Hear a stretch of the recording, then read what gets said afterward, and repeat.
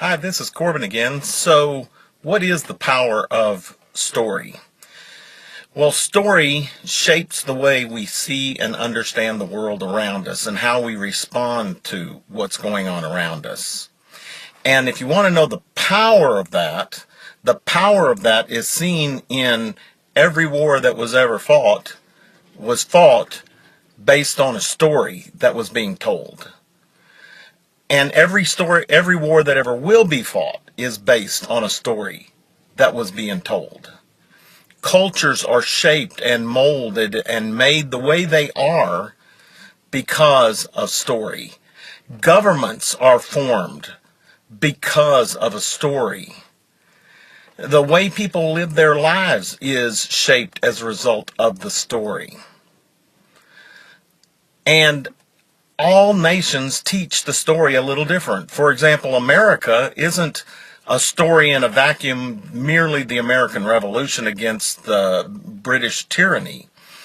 America's story is part of the European Enlightenment that was going on, that was setting humanity as a whole, designed to set humanity free from all the oppression of tradition and religious authority back in the what they call Dark Ages.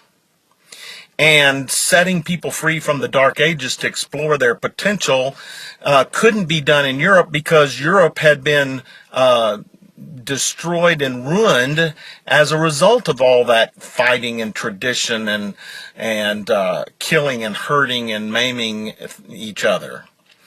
They needed a new place, and that new place is America. It is the Enlightenment experiment.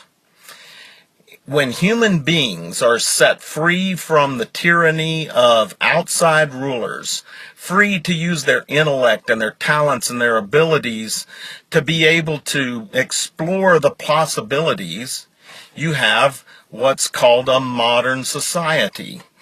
A society that's not like the pre-modern world, the Dark Ages, but part of the enlightened world.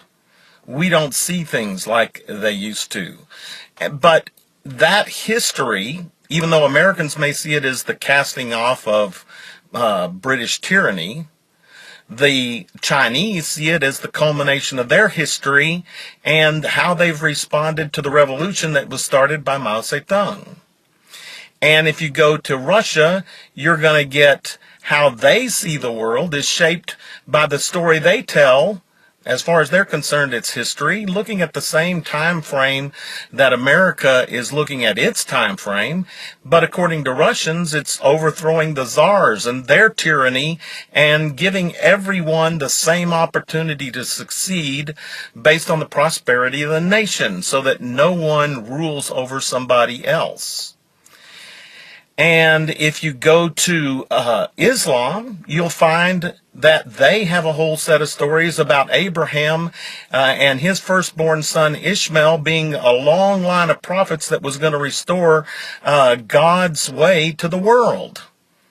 And of course, Christianity has a story.